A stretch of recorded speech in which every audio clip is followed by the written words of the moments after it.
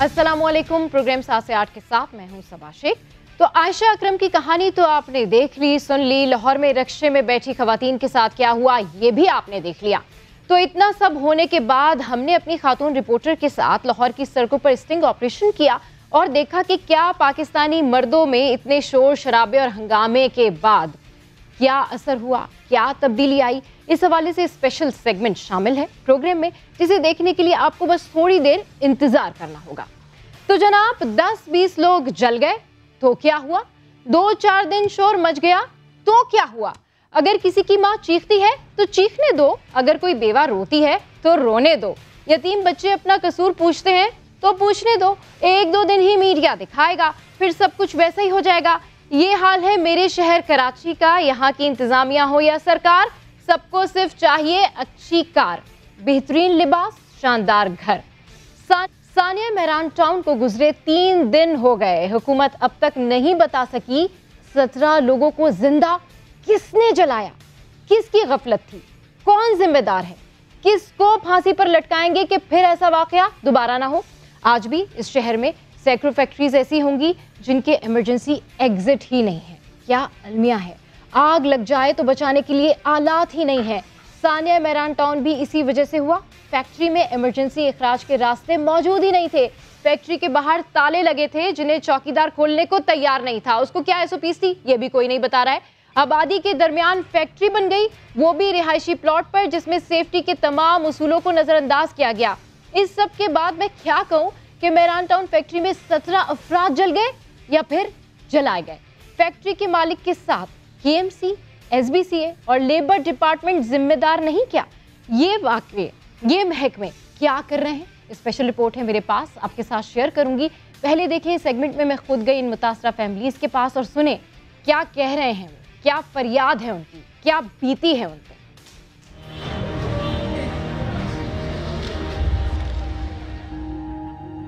16 जाने सिर्फ इसलिए चली गई कि उन्हें बर वक्त कोई बचाने वाला नहीं था।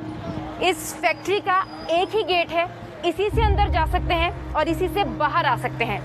कोई दूसरा गेट नहीं है, कोई इमरजेंसी गेट नहीं है। और अगर इस फैक्ट्री को आप बाहर से देखें तो ये फैक्ट्री कम और जेल ज़्यादा मालूम होती है। ये इसकी वो खिड़कियाँ हैं जिनके ऊपर ग्रिल लगी थी और शायद शीशे भी लगे हुए हैं। ये पहला वाकया नहीं है, ऐसी कई फैक्ट्रीज हैं जिसमें मेनली अगर मैं सानिया बल्दिया की फैक्ट्री का जिक्र करूं तो उसमें भी यही आहो बका थी कि लोग कह रहे थे कि मेन गेट लॉक था, कोई दूसरा रास्ता नहीं था। इस फैक्ट्री का भी यही हाल है। ये सामने काशिफ एक लड़का इसी घर में रहता है, ये बिल्कुल फैक्ट्री के सामने रहता है।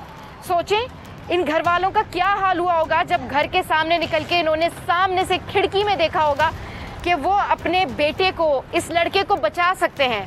कितनी चीखों पुकार हुई होगी, लेकिन वो उसे नहीं बचा सके। इमेजिन करें क्या गुजरी होगी उन लोगों पर कि उनके अपने प्यारे इस बिल्डिंग के अंदर, इस फैक्ट्री के अंदर जल रहे हैं और वो बाहर बेबस बेआसरा इनको बचा नहीं पा रहे हैं। काशिफ के जो फैमिली मेम्बर हैं वो यहाँ पर हैं। क्या पूछूं मैं आपसे इस हादसे के बारे में, क़यामत गुजर गई आप पे। क्या मनाजिर थे, क्या हालात और वाक़यात थे, आपको कब पता चला? हालात और वाक़यात तो ये थे कि जिस टाइम पे हम लोग पहुँचे उस टाइम पे यहाँ पे आग बहुत ज़्यादा भड़क चुकी थी। अच्छा, ठीक है। मैं तकरीबन यहाँ पे पहुँचा हूँ 9:45 बजे जी। आग लगी है तकरीबन 9:45 बजे, पता नहीं 9:15 बजे ऐसे आग लगी है। अच्छा, नीचे वाली डिपार्ट में। अच्छा, जहाँ से कितने बजे सुबह आग लगी? तकरीबन 9-9:45 बजे लगी, 9:30 बजे लगा लें। अच्छा, ठीक है। नीचे सीढ़ियों पे आग लगी थी जो डिपार्ट की तरफ रास्ता जाता है। ऊपर डिपार्ट के अंदर तीसरे डिपार्ट में लड़के काम कर रहे थे। अच्छा, 18 लड़के थे। अच्छा, 18 लड़के थे, वो डिपार्ट में काम कर रहे थे। इनका क्या काम बनता है, बाहर से ताला मारने का। सिक्योरिटी गार्ड है यानी कि चाचा था वो था, उसने क्यों बाहर से ताला लगाया। अच्छा, तो ये रोजाना ताला लगा दिया जाता था यहाँ पे? ये हमें नहीं पता, लेकिन उस दिन ताला था। उस दिन ताला था। नीचे सीढ़ियों में आग लगी हुई। हमने उसकी बहुत मिन्नतें की कि हमें चाबी दे दो चाचा, चाबी दे दो चाचा, लेकिन उसने दरवाजा नहीं खोला। क्या कह रहा था? कह रहा था कि चाबी सेठ के पास है, इससे दरवाजा नहीं खोल सकता, तुम लोग चोरी करोगे, डकैती करोगे। धुआं लगा तो फिर ये सारे लड़के जो है खिड़कियों पे चिपक गए, हमें बचाओ हमें बचाओ हमें बचाओ। शोर मच गया। शोर मचा तो सारी आवाम बाहर आ गई घरों से, क्या हो गया। जी जी। तो कोशिश हमने बहुत की, लेकिन इसमें जाने का कोई रास्ता नहीं था। आप भी देख सकते हैं इसमें रास्ता कोई भी नहीं है। बिल्कुल। कितनी देर बाद आया फायर ब्रिगेड? फायर ब्रिगेड तकरीबन आया तकरीबन 2 घंटे बाद। 2 घंटे बाद? 2 घंटे 1.5 घंटे बाद आया। इस वक्त मैं काशिफ की वालदा के साथ मौजूद हूँ। मुझे खुद नहीं समझ में आ रहा कि मैं आपसे क्या पूछूं, क्या बात करूं, लेकिन अगर आप कुछ बता सकें और कुछ हमारे साथ शेयर कर सकें। जब ये हादसा हुआ, ये वाक़या हुआ, आप अंदर थी घर में? मैं मौजूद थी अंदर। अंदर मौजूद थी? इधर मौजूद थी। अच्छा। मैं यहाँ से जा रही थी अपनी बहू को लेने के लिए, बड़े बेटे की शादी हो चुकी है, उसकी बीवी को लेने के लिए जा रही थी जी। मैं बैग उठा के सहन तक आई हूँ। मुझे ये मेरा बेटा है, इसने मुझे बताया अम्मी काशिफ भाई की कंपनी में आग लग चुकी है। उस वक्त इस कंपनी से वहाँ उस कोने से मैंने देखा मेरा घर ये सामने कि इतना सा धुआं निकल रहा था जैसे कि चूल्हे जैसा, ठीक है। थोड़ा सा धुआं निकल रहा था। मैं इस कंपनी के अंदर भागते हुए गई हूँ और मैंने इस चौकीदार को बोला है कि मुझे चाबियां दो, मैं ऊपर जाऊंगी, ठीक है ना। मुझे ये बताया था इधर से बच्चों ने कि अम्मी ताला लगा हुआ है, हम ऊपर नहीं जा सकते हैं, ऊपर के जीने में ताला क्यों लगाया, ठीक है। नंबर 1 नीचे आने वाले रास्ते में ताला क्यों लगाया, ठीक है। वो बच्चे यहाँ से इंसाफ मांग रहे, दुहाइयाँ मांग रहे हैं। मुझे ये बताओ, हर न्यूज़ वाला आ रहा है, हर चैनल वाला आ रहा है, एक दफा सेठ आया काशिफ को और उन 19 बच्चों को इंसाफ दिलाने नीचे आने वाले रास्ते में किसी ने अभी तक आके हमारे जख्म पे मरहम नहीं रखा। वो बच्चे केमिकल की कंपनी करार दिया, ये केमिकल की कंपनी नहीं है। मैं अंदर गई हूँ, मैंने उनसे चाबियां मांगी, उन्होंने चाबियां ला रहा है। ये एक दफा सेठ इंश्योरेंस करने के लिए आग लगाई, साजिश बनाई और उनकी जान से खिलवाड़ किया गया। उसने मुझे ये बोला था यहाँ जाते टाइम, अम्मी 2 दिन में वापिस आ जाना, मैं आपके बिना नहीं रह पाती। उसके आधे घंटे के बाद वो खुद नहीं रहा।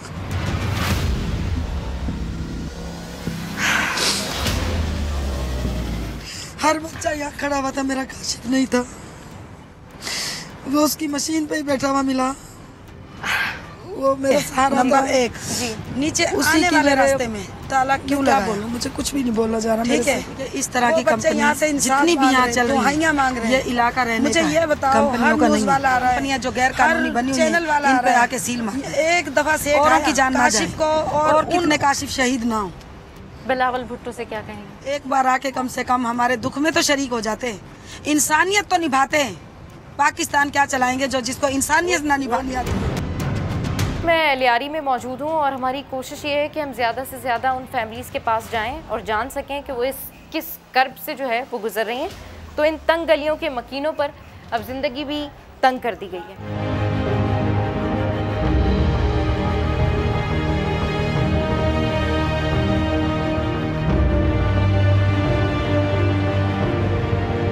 साबिर की फैमिली के साथ मौजूद हूँ, उनकी वालदा मेरे साथ मौजूद है, उनकी पूरी फैमिली है, उनके बच्चे भी यहाँ पर मौजूद हैं। समझ में नहीं आता कि मैं आपसे क्या कहूँ, क्या कंडोलेंस करूँ।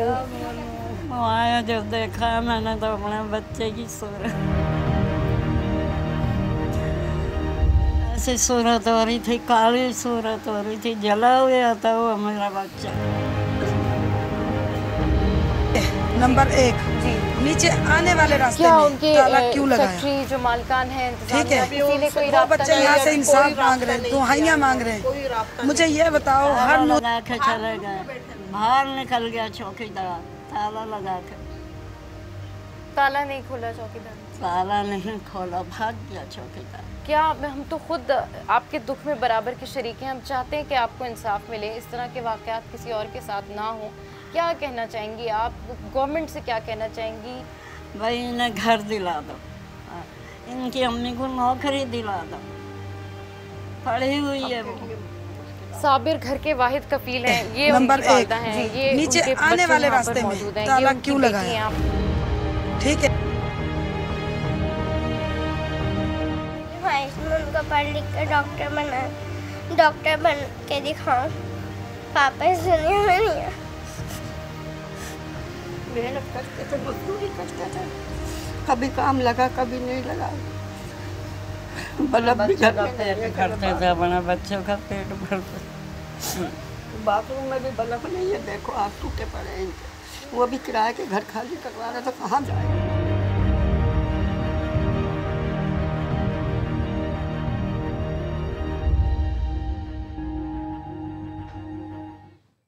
तो आपने सुना कि ये लोग किस कर्म में मुब्तला हैं, घर का वाहिद कफील चला गया, कोई पूछने वाला नहीं है। इस पर मजीद बात करने के लिए हमें ज्वाइन किया है आमिर मजीद ने। आमिर, आपने इस केस पर काफ़ी स्टडी किया है, क्या वजह है, कुछ वजह मालूम हो पा रही है कि आग लगने की वजह क्या थी, और फैक्ट्री के मालिक का अब तक कुछ पता चल सका है वो कहाँ है? जी बिल्कुल सबा, अफसोसनाक वाक़या है। 17 मजदूर जान से गए और बहुत बड़ा सानिया है। बल्दिया फैक्ट्री फायर के बाद ये दूसरा वाक़या है, लेकिन इसमें भी अफसोस के साथ ये कहना पड़ रहा है कि जो फैक्ट्री मालकान थे, ये बेसिकली एक फैक्ट्री थी जो किराए पर दी गई थी। जो इसका जो फैक्ट्री मालिक है उसका नाम फैसल है और जिसको किराए पर दी गई थी उसका नाम अली मेहता है। पुलिस ने मुकदमा दर्ज किया है और मुकदमे में जो फैक्ट्री मालिक हैं वो और जिनको रेंट पे दी गई थी वो, ऑपरेशन मैनेजर, सुपरवाइज़र, मैनेजर, तमाम अफराद को नामजद किया है। और ये तमाम अफराद जब आग लगी थी उस वक्त जाए वकुआ पर मौजूद थे और पुलिस को गाइड कर रहे थे, लेकिन जब से FIR दर्ज हुई है उसके बाद से इन अफराद का कोई पता नहीं है। SSP इन्वेस्टिगेशन कोरंगी से बात की, उन्होंने बताया कि इनके जो शनाख्ती कार्ड हैं उनको ब्लॉक कर दिया गया है, इनके नाम ECL पर डाल दिए गए हैं। इसके अलावा कोई अपडेट नहीं है। ये फैक्ट्री मालिकान कहाँ हैं, पुलिस इनको ट्रेस आउट नहीं कर पा रही है, और कहाँ ये इस वक्त छुप के बैठे हैं इसका भी अभी तक कोई पता नहीं चल सका। दूसरा, आपने पूछा कि आग लगने की जो वजूहात हैं वो अभी ताहाल पता नहीं चल सकी। सूटकेस बनाने वाली फैक्ट्री थी, पहली मंजिल पर आग लगी और वहाँ पर बताया तो ये गया है कि वहाँ पर एक जनरेटर चल रहा था और जनरेटर से क्या कहते हैं जो है वो पेट्रोल की लीकेज का अक्सर मसला रहता था। लेकिन जैसे ही आग लगी तो उसके बाद जो है वो जनरेटर को जो है वो बंद कर दिया गया। लेकिन जो आग थी, पहले तो जो मुलाजमीन थे उन्होंने अपनी मदद आप के तहत उसको बुझाने की कोशिश की, लेकिन जब नाकाम रहे तो उसके बाद उन्होंने जो है वो फायर ब्रिगेड को कॉल किया। सब 3 मिनट 24 सेकंड होते हैं किसी भी आग को। ये एक स्टैंडर्ड है कि जब आग लगती है तो आग लगने के बाद 3 मिनट 24 सेकंड के अंदर आग जो है वो मुकम्मल तौर पर जो है वो फैल जाती है।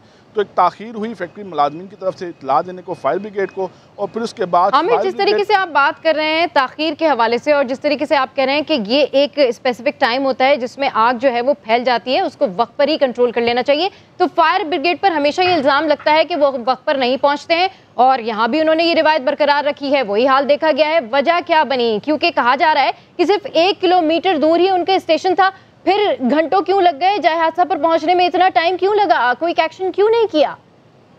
जी बिल्कुल सबा, वफाक ने हाल ही में फरवरी में कराची मेट्रोपॉलिटन कॉर्पोरेशन को 50 आग बुझाने वाली गाड़ियां दी थी, और अक्सर यह सुनने में आता था सनती इलाकों में वाकई एक फैक्ट्री में आग लगी जिसके बायस जानी व माली नुकसान हुआ। इन्हीं वजूहात और ख़तरात को पेश नज़र रखते हुए कराची के तमाम सनती जोन्स को 2-2 फायर टेंडर्स दे दिए गए थे।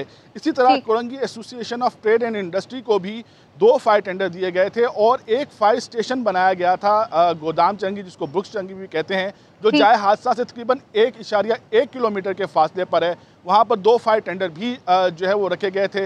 इस जो इनॉग्रेशन है, इसका इनॉग्रेशन जो है वो गवर्नर सिंध इमरान इस्माइल साहब ने 8 जुलाई को किया था।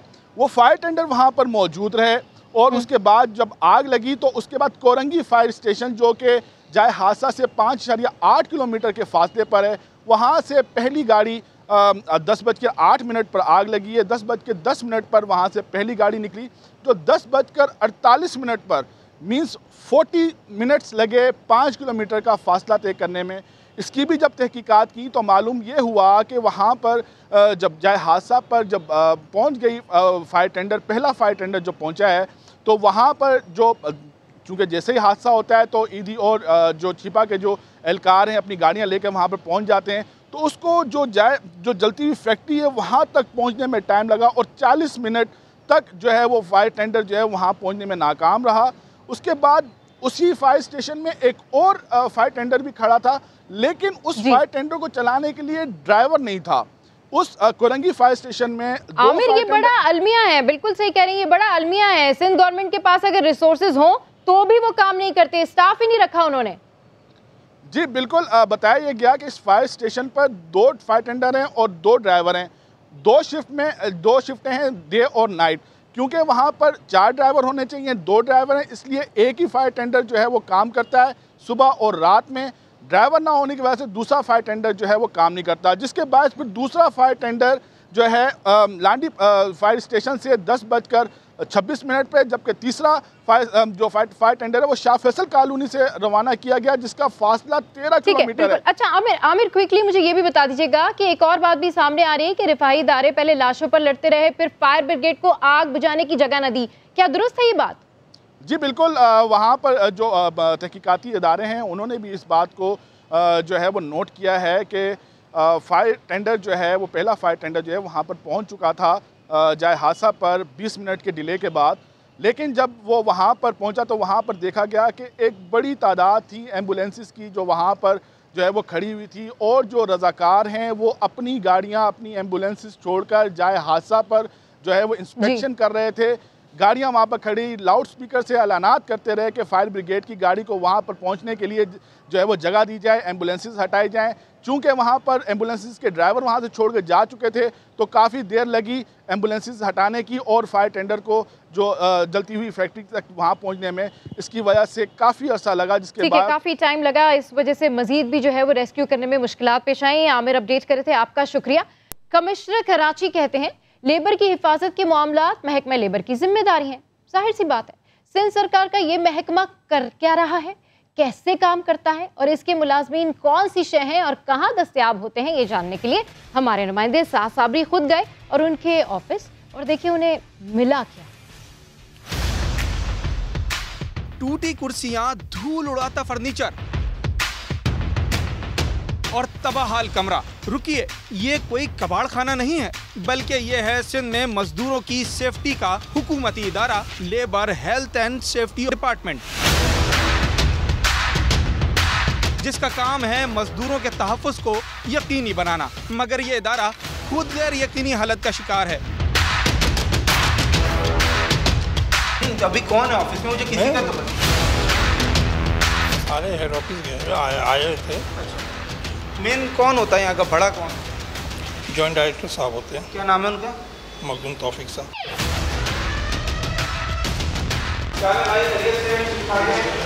मेरा नाम साद है, समाज टीवी से मेरा ताल्लुक है। यहाँ पर आप कौन है भाई, क्या काम है आपका? मैं शकीर हूँ और सीनियर कर लोग यहाँ पर। अच्छा जी, ये महकमा लेबर का डिपार्टमेंट है, health and safety occupational health का डिपार्टमेंट ये कहलाता है।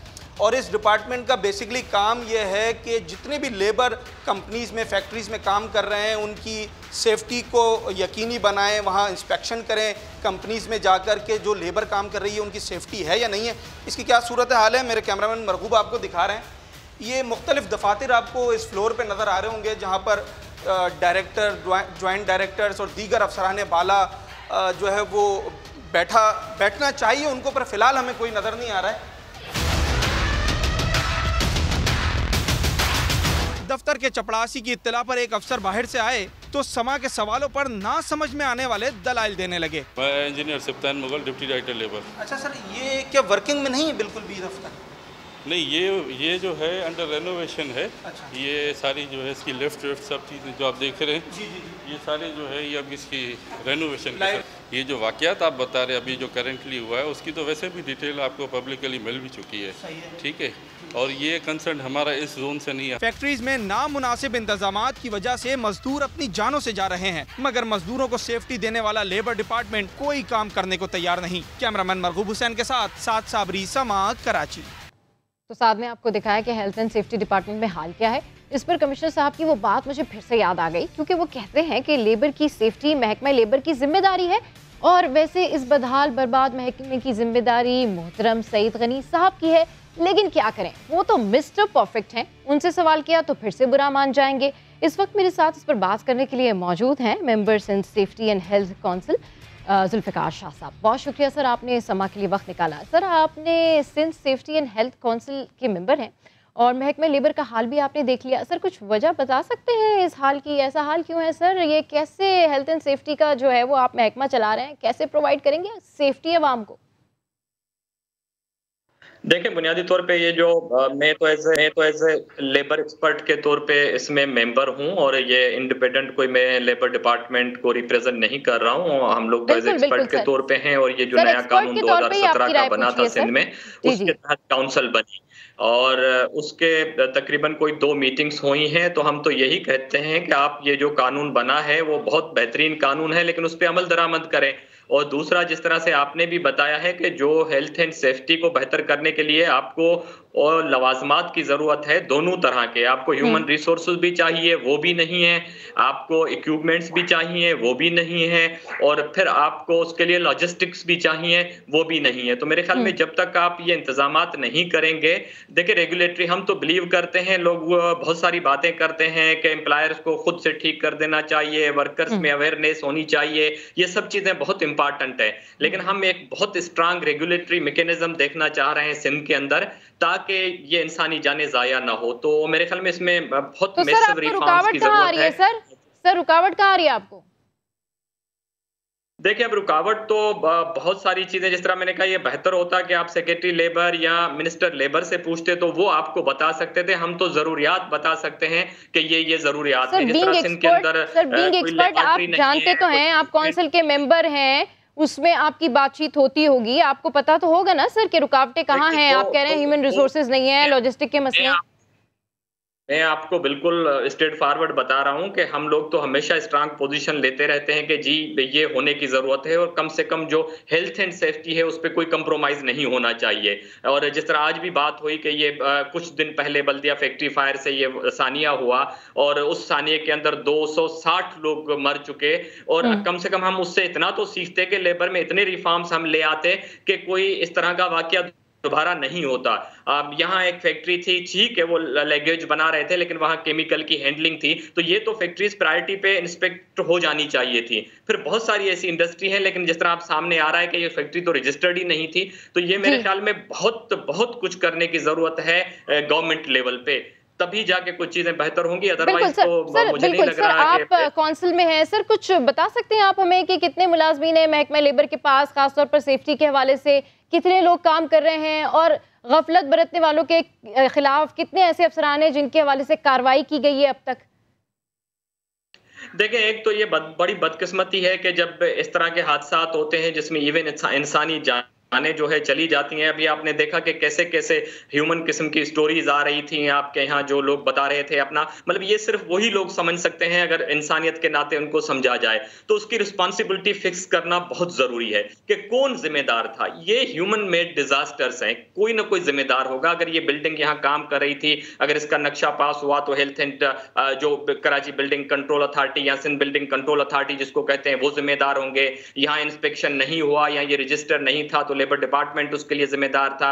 वहां अगर फायर ब्रिगेड टाइम पे नहीं पहुंचा तो वो जिम्मेदार थे। तो जब इस तरह के वाकयात हो जाते हैं, इवन बल्दिया फैक्ट्री के अंदर कोई रिस्पांसिबिलिटी फिक्स नहीं हुई, किसी को सजा नहीं आई, तो जब तक ये कल्चर यहाँ डेवलप नहीं होगा तो जो बल्दिया के बाद ही सबक हासिल कर लेना चाहिए था कि अब जो लेबर डिपार्टमेंट है, अब जिस तरह की फैक्ट्रीज उस तरह का सिस्टम होना चाहिए। बहुत शुक्रिया जुल्फिकार शाह साहब हमारे प्रोग्राम में गुफ्तगू कर रहे थे। इस वक्त हमारे प्रोग्राम में वक्त हुआ एक ब्रेक का, सो स्टे विद।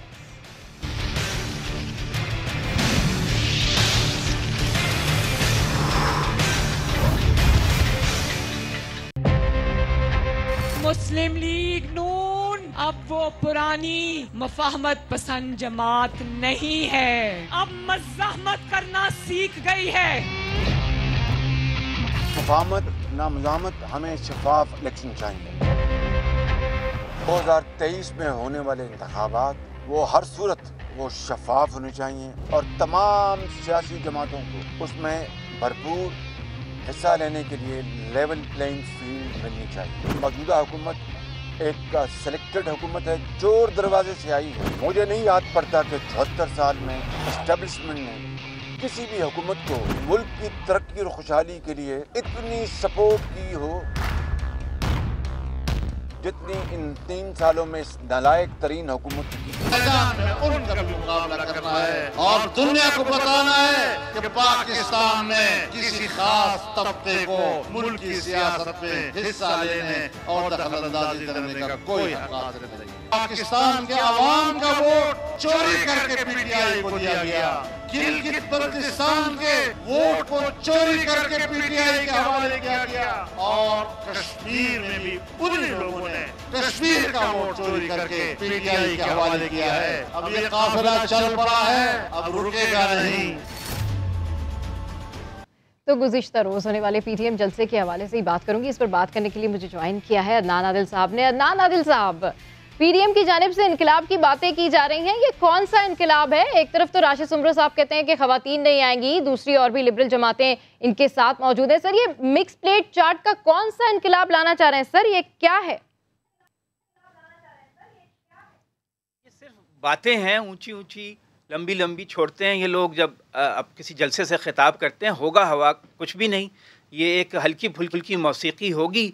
और ये तो देखिए, फजलुर रहमान कह रहे हैं कि हम हुकूमत को गिराएंगे, लॉन्ग मार्च करके इस्लामाबाद में। शहबाज शरीफ कह रहे हैं कि हमें तो सिर्फ फ्री फेयर इलेक्शन चाहिए 2023 में। तो इसका मतलब है कि शहबाज शरीफ और फजलुर रहमान एक पेज पे नहीं है।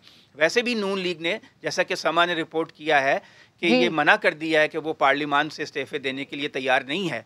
तो ये जो तकरीरें हैं, ये सिर्फ मुबालगा आराई पे मबनी है, आवाम को अपनी तरफ राग़िब करने के लिए, ख़ुद को रेलेवेंट रखने के लिए। इसमें दम खम नहीं है। ये हो सकता है कि आवाम को ये तकरीरें सुनाकर थोड़ा बहुत हुकूमत के लिए मसाइल पैदा करें, लेकिन ये हुकूमत को गिरा नहीं सकते। और ख़ुद शहबाज शरीफ का ये बयान कि बिल्कुल ये बताएं कि लॉन्ग मार्च होगा भी या नहीं होगा? 2 साल से सुन रहे हैं ये शोशा छोड़ा है, अब अगेन दोबारा, तो क्या चल रहा है?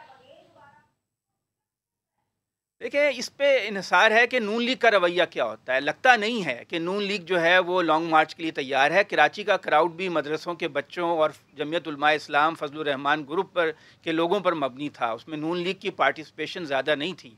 और नून लीग के लोग जो हैं पंजाब में इस मूड में नज़र नहीं आते कि वो सड़कों पर आएंगे। ये छोटे मोटे जलसे करेंगे, एक फ़ज़ा बनाएंगे। फ़ज़ा ये बना सकते हैं क्योंकि हुकूमत भी प्रेशर में है, महंगाई की वजह से आवाम जो हैं वो खुश नहीं है हुकूमत से, तो उसको ये कैश कराने की कोशिश करेंगे। अदनान आदिल साहब, बिल्कुल, अगर स्पेसिफिकली हम नून लीग की बात करें तो नून लीग में इतनी कॉन्ट्रडिक्शन क्यों है? क्योंकि मरियम नवाज कहती हैं कि मज़ामत होगी तो मफामत होगी, हम तो मज़ामत करेंगे। दूसरी तरफ शहबाज शरीफ साहब अब नया बयान जारी करते हैं कि भाई हमारी नज़र तो अब 2023 के इलेक्शन पर है, अब तो हमारी नजरें वहां पर जमी हुई हैं। तो ये क्या चल रहा है नून लीग में? मेरा ख्याल है पॉलिसी तो यही है। नवाज शरीफ ने भी पंजाब की हुकूमत को गिराने की मुखालफत की थी। वो नहीं चाहते थे कि परवेज़ इलाही, पीपल्स पार्टी और नून लीग मिलकर पंजाब की मखलूत हुकूमत को गिरा दें, और उनकी मुखालफत की वजह से वो मूव नाकाम हो गई थी। ये बज़ाहिर एक इन्होंने परसेप्शन बनाया कि हम मुज़ाहमत कर रहे हैं, ऐसा कुछ नहीं है। शहबाज शरीफ की जो ये पॉलिसी है कि 2023 के इलेक्शन ठीक से हो जाएं, यही असल पॉलिसी है। और लग ये रहा है कि शहबाज शरीफ भी जो नून लीग के हल्के हमें बता रहे हैं कि किसी वक्त भी मुल्क से बाहर जा सकते हैं वो आर्जी तौर पर। तो ये जब शहबाज शरीफ चले जाएंगे तो वैसे ही तहरीक जो है वो कमज़ोर पड़ जाएगी। सिर्फ ये है कि अपोजिशन का काम है कि हुकूमत पर दबाव रखना, खुद को रेलेवेंट रखना। बिल्कुल, स्ट्रेटेजी ये है कि इन तमाम बातों से हुकूमत के ऊपर जो है वो बढ़ाना। बहुत शुक्रिया अदनान आदिल साहब, हमारे प्रोग्राम में गुफ्तगू कर रहे थे। अफगानिस्तान के हवाले से बात करते हैं, तो इस पर बात करने के लिए मुझे ज्वाइन किया है अयाज वज़ीर साहब ने। बहुत शुक्रिया सर, आपने हमारे प्रोग्राम के लिए वक्त निकाला। सर, एक दफ़ा फिर अफगानिस्तान में खलबली मच गई है। अगर दाइश खुरासान ग्रुप एक बार फिर अफगानिस्तान में एक्टिव हो गया, जिसका रूस ने खदशा भी जाहिर किया था, तो क्या आने वाले दिनों में दाइश का मुकाबला कर सकेंगे? सर, क्या देख रहे सूरत हाल? देखिए, अभी तो अफगानिस्तान में हुकूमत नहीं बनी। मेरा ख्याल है हम ज़रा 1-2 दिन इंतज़ार कर ले कि तालिबान अपनी हुकूमत का ऐलान कर ले, बाकायदा गवर्नेंस शुरू हो जाए। ठीक, अच्छा सर, जी बिल्कुल सर, बिल्कुल सर, लेकिन फिर भी आपकी ऑब्जर्वेशन क्या है? मैं तो वही ऑब्जर्वेशन अर्ज कर रहा था, आपने दरमियान में मुझे कहा। जी सर, कंटिन्यू कीजिए। मैं वही अर्ज कर रहा था, अगर अफगान हुकूमत बनी जो कि सब अफगानियों को एक्सेप्टेबल हो, जिस पे तालिबान राजी हो, जिस पे अशरफ गनी की जो पिछली हुकूमत थी वो लोग राजी हों, तो फिर गोया पूरे अफगानिस्तान के ऊपर उस हुकूमत की रिट होगी, कंट्रोल होगा। फिर वो किसी को अफगानिस्तान की सॉइल को, अफगानिस्तान की सरजमीन को किसी के खिलाफ इस्तेमाल नहीं करने देंगे।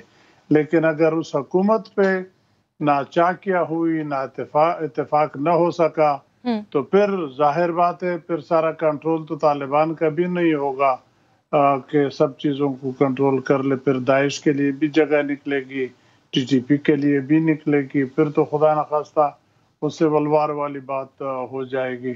लेकिन मेरा ख्याल है 1-2 दिन अगर हम सब्र कर ले, वो लगे हुए हैं, मेरा ख्याल है कभी इम्कान है कि 1 सितंबर को वो अपनी हुकूमत का ऐलान कर लेंगे। तो उसके बाद इन चीज़ों का मरहला आता है कि वो दाइश को कंट्रोल कर सकेंगे कि नहीं कर सकेंगे।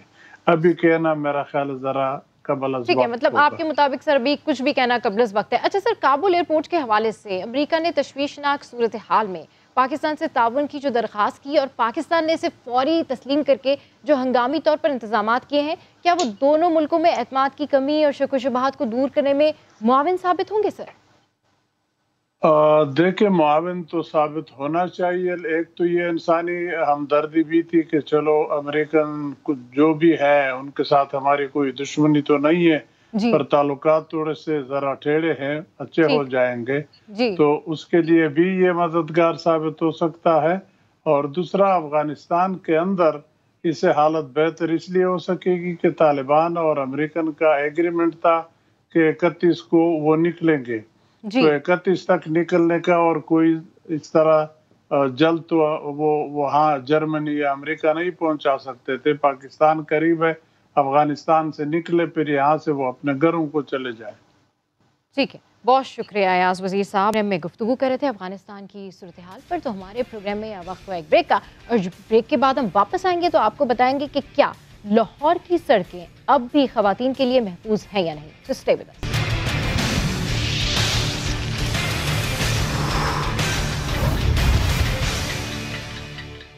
Welcome back.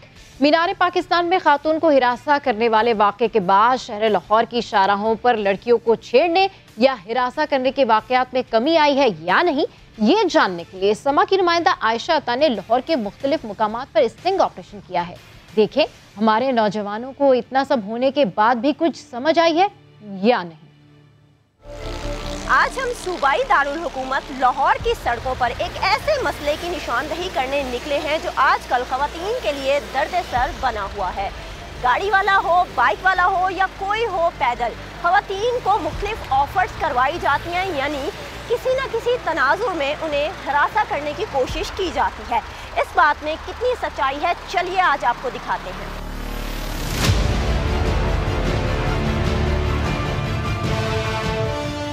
माइंड ना करें तो वेट कर रहे हो। सॉरी, क्या कह रहे हैं? मैंने कहा माइंड ना करें तो आप वेट कर रहे हो। आपको इससे मतलब? वैसे क्यों पूछ रहे हैं आप? क्यों, आपके घर में माँ बहन नहीं है? आप ऐसे ही करते हैं जो कोई खड़ा होता है यहाँ? आपको देखते हैं।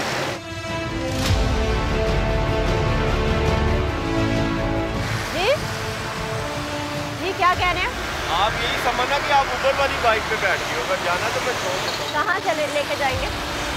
जाना तो कहीं नहीं है, मैं आगे तक जा रहा हूँ, अगर आपने जाना तो मैं आपको छोड़ देता हूँ। नहीं, मैंने नहीं जाना। आप आगे जा रहे थे, आप देख के रुक गए हैं। मैं तो खूबसूरती देख के रुक गया। क्या? मैं तो आपको देख के रुक गया। क्या? कहाँ लेके जाना? आपने कहाँ लेके जाना? आप पूछ रहे हो।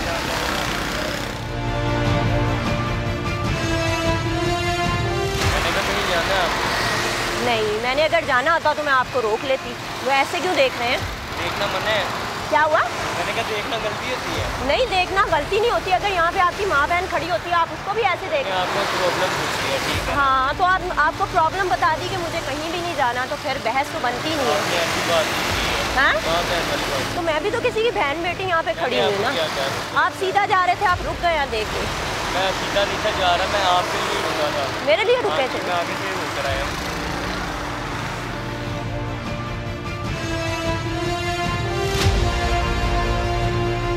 आप काफी देर से खड़े हुए हैं, मैंने कहा आपको लिफ्ट दे दूं। नहीं, मैंने कहीं भी नहीं जाना। बाय द वे, आप लिफ्ट दे रहे हैं तो कहाँ लेके जाना आपने?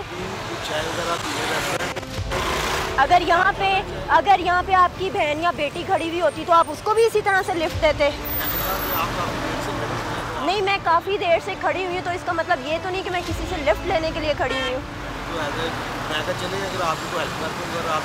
नहीं, मुझे आपकी हेल्प नहीं चाहिए, मैंने कहीं नहीं जाना है।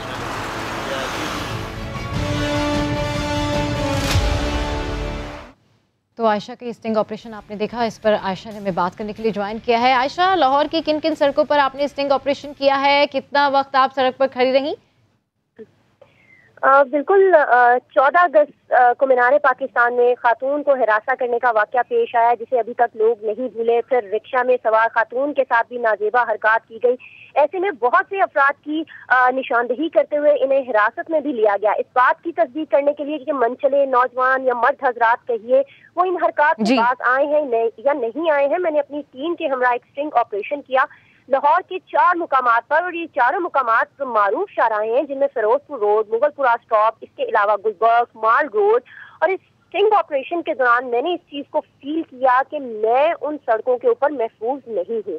अगर आप किसी पैदल चलने वाले नौजवान की बात करें तो वो या तो आपको पहले रुक कर देखता है और उसके बाद कमेंट पास करता है, फिर आपको मुख्तलिफ किस्म की ऑफर्स करवाता हुआ नजर आता है। इसी तरह से अगर आप रिक्शा सवार को देखें तो वो बिल्कुल रुक जाते हैं वहां पर और मतलब लिफ्ट देने की कोशिश करते हैं। फिर उनसे जब पूछा जाता है कि आप यहाँ पे क्यों रुके हुए हैं तो बोलते हैं आप यहाँ धूप में खड़ी हुई हैं, आप आ जाएं, आप बैठ जाएं। तो मजबूरन उनको कहा जाता है भाई हमने कहीं नहीं जाना, आप तो जाएं, अपना काम करें। इसके अलावा आप बाइक्स वालों की बात कर लें, गुजरते हुए देखना और फिर मुख्तलिफ ऑफर करवाना है। जिस तरह से आपने ये स्ट्रिंग ऑपरेशन देखा, इसमें कोई ये बोल रहा है कि आप ऊबर वाली बाइक समझ के बैठ जाएं, कोई ये बोल रहा है कि आपको देख के रुके हैं। जाते जाते लोग जो हैं वो देख के मतलब वो रुक जाते हैं। बस कोई सड़क के ऊपर खातून उनको नजर आनी चाहिए, और सिर्फ बाइक वाले ही नहीं, पैदल ही नहीं, बल्कि गाड़ी वाले सवार भी जो होते हैं वो भी इसी किस्म की हरकत करते हैं। ठीक है, बिल्कुल आयशा, आप हमारे साथ लाइन पर मौजूद रहिए। इस पर बात करने के लिए हमें ज्वाइन किया है बिलाल कुतुब साहब ने। बिलाल कुतुब साहब, इतने शोर शराबे के बाद, इतने हुल्लड़बाजी के बाद, इतनी बातों के बाद हमारे यहाँ के मर्द हजरात नहीं संभल रहे, हैरान कुन तौर पर ये परेशान कुन बात है। बिलाल साहब जी बहुत शुक्रिया। सबसे पहले तो आयशा बेटी जो है इसको बहुत ही ज्यादा शाबाश, अल्लाह इसकी हिफाजत करे। ये स्टिंग ऑपरेशन की बजाय अगर इसको सोशल एक्सपेरिमेंट कहें तो शायद ज्यादा बेहतर होगा, और ये माशरे की एक छोटी सी अक्कासी करता है कि हमारा माशरा है क्या। देखिए ये जितनी भी वाकयात हुए हैं 14 अगस्त का या जो भी उसके आगे पीछे, ये सारे वाकयात खबर हैं, इनमें से कोई भी हादसा नहीं हुआ। हादसा ये खबर तब बनती जब लोग इस वाक़े के खिलाफ बगावत को खड़े हो जाते। खबर से कभी तब्दीली नहीं आती, तब्दीली आती है हमेशा बगावत से। अगर बगावत लोगों को कबूल ही ना हो और माशरे को ये रवैया एक्सेप्टेबल हो, माशरा कबूल कर ले इस रवैये को जो कि एक्सपीरियंस किया आयशा ने, तो फिर तब्दीली कहाँ से आएगी। अगर गाली देने से, जलील करने से, समझाने से कुछ ठीक हो सकता तो मेरे ख्याल में सबसे पहला हक ठीक होने का अबलीस का, फ़िरौन का, अबू लहब का या अबू जहल का था। अगर वो नहीं हो सके और माशरा बुराई को बुराई महसूस करे ही ना, तो फिर तब्दीली के लिए मेरे ख्याल में कुछ और मीडियम इस्तेमाल करने पड़ेंगे।